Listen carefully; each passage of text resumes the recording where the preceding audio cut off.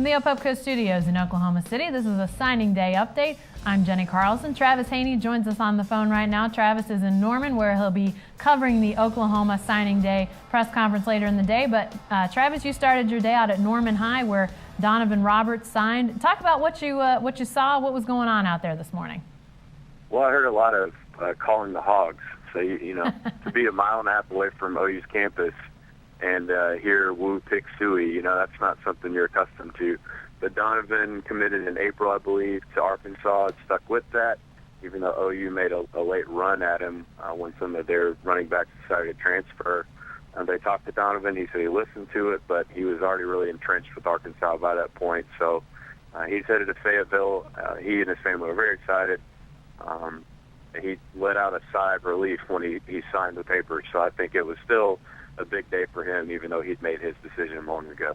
Well, obviously, Arkansas being the focus early in the morning this morning, but most of the attention in Norman will turn to what the Sooners have going on. And it looks like some junior college guys may come into the fold, maybe even some guys that weren't committed going into today with signing day. Talk about who some of those JC ads might be. Yeah, I gather that this is fairly atypical. I mean, this is my first signing day here, but to have this many junior college players, some of them already in, Everett Green, a couple of the prep guys are already here. Chaz Nelson's a juco guy, and then they continue to add them. Will Lassud, the offensive tackle they added earlier in the week.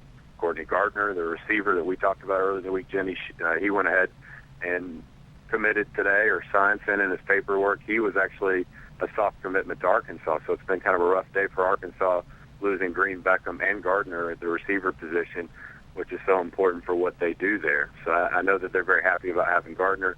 They're still in chase of Damian Williams. I think he's probably going to wind up here.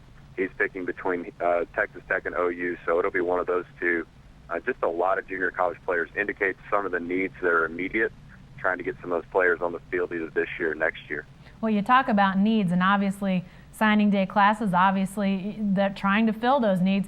What do you feel like the Sooners most addressed with this signing day class? Do you feel like they did get some of those holes plugged that they might have needed taken care of? As we went through the 2011 season, you saw the receivers a little thin there. Broyles goes down, and they really needed some other guys. Then a couple of players transfer. McKay and McClain transfer in December, leaving them really thin going into 2012. So receiver was a big position for them. They were in chase for Green Beckham for a while. I think they realized they were out of it. Deron Neal was the first player to send in his paperwork this morning at 7:01 a.m., so he couldn't wait to get here. He's supposed to be a big deal guy out of St. Louis. I know they're really excited about him.